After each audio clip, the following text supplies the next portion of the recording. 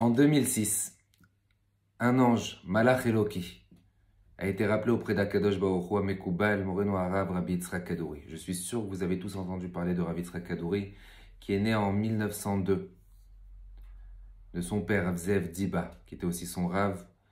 Et après, c'est uniquement plus tard, en 1920-1922, lorsque Rabbi Yitzhak Kadouri est arrivé en Eretz Israël, que le nom s'est changé, que après c'est devenu Kadouri.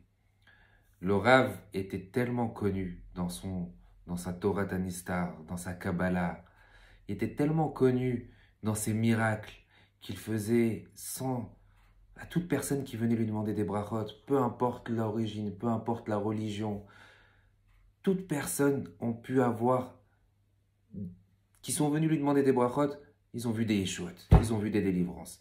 Il était réputé pour ses camillotes, pour ses talismans qu'il avait l'habitude d'écrire, sur lequel Rav Mordechai Shahab disait qu'il n'y a que lui qui peut écrire des talismans, des camillotes tellement puissants, où c'est qu'il y avait vraiment des miracles.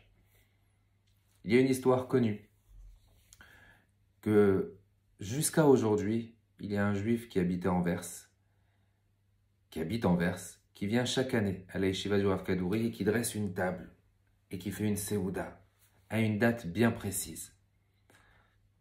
À une période dans sa vie, malheureusement, les médecins avaient découvert chez lui une maladie et son espérance de vie était inférieure à 3 mois. La famille l'ont conseillé, viens on va prendre une bracha, viens on va chez le Rav, viens on va chez Rav Yitzhak Kadouri. Les médecins l'ont interdit, mais il a quand même pris l'avion. Il arrive chez Rav Yitzhak Kadouri, Rav Yitzhak Kadouri lui dit, mais qu'est-ce que tu veux de moi? T'es pas malade, t'as rien du tout, rentre chez toi. Il retourne chez lui, mais son état se dégrade. Les médecins lui ont dit, il faut impérativement commencer un protocole pour essayer que vous ayez une vie un peu plus longue ou peut-être partir avec plus de douceur, pas en souffrant. Il ne comprenait pas, il dit, le Rav, il m'a dit que j'avais rien du tout. Il retourne en Eretz Israël, malade. Le Rav lui dit, tu n'as rien. Tu sais quoi? Va à l'hôpital à Hadassah Ein Kerem et refais ta batterie d'analyse. Et Bezrat Hashem, tu t'inquiètes pas. Il est reparti. Arrivé là-bas à l'hôpital, les médecins lui ont dit, mais pourquoi vous venez? Pour quel motif? Ils refont toutes les analyses. Je dis, mais on ne comprend pas. Mais voilà, ça c'est mes analyses que j'ai fait à Anvers. Non, c'est pas possible, c'est pas vous. Lorsqu'il leur a dit que c'était Rav Yitzhak Kadouri, il leur a dit, ah on a l'habitude. Des femmes que nous on dit comme quoi c'était impossible d'avoir des enfants, lorsqu'ils viennent au nom de Rav Yitzhak Kadouri, elles arrivent, elles accouchent.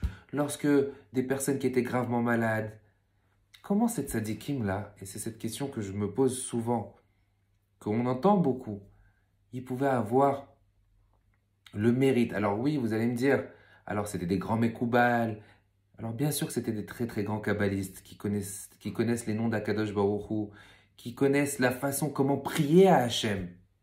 Mais au-delà de tout ça, bien qu'ils ont toutes ces connaissances, c'est surtout leur humanité, c'est surtout leur amour qui porte à chacun, qui fait en sorte à ce que leur prière puisse monter chez Hachem.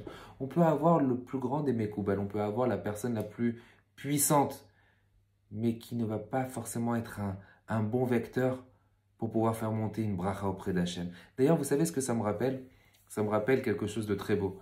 Comment ça se fait qu'on voit dans la Torah que Lavan a fait des brachot à ses filles? Lavan, qui était un rachat, a fait des brachot à Rachel et à Léa. Pourquoi nous rapporter cette histoire? Vous savez pour quel motif? Une très très belle explication que j'ai écoutée au nom du Rabbi de Lubavitch. Le Rabbi explique et dit que la plus belle des brachas, tu peux aller chez n'importe quelle personne. Mais même si Laïster, ton père il est rachat, ton père il est mauvais, la plus belle des brachas, c'est la bracha de ton père. Pourquoi c'est la bracha de ton père? Parce que c'est une bracha du cœur. C'est pour ça que la Torah nous l'a rapporté. C'est pour ça que la Torah nous a dit que Lavan a fait une bracha à ses enfants. Pour revenir sur Rav Yitzhak Kadouri, il avait tellement d'amour comme un papa envers ses enfants que forcément, ses brachot elles montaient chez Hachem.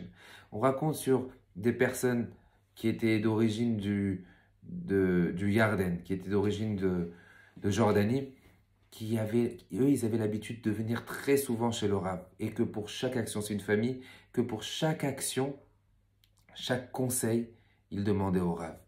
et ils ont vu des délivrances et ils ont vu des échouates. Cette semaine, c'est la Eloula du Tzaddik. Que son mérite nous protège, Be'ezrat Hashem, et qu'il rejaillisse sur tout Am Israël, et qu'Akadosh Baruch Hu fasse en sorte à ce qu'il y ait la paix sur terre, Be'ezrat Hashem. Shavua Tov, Mazal Tov.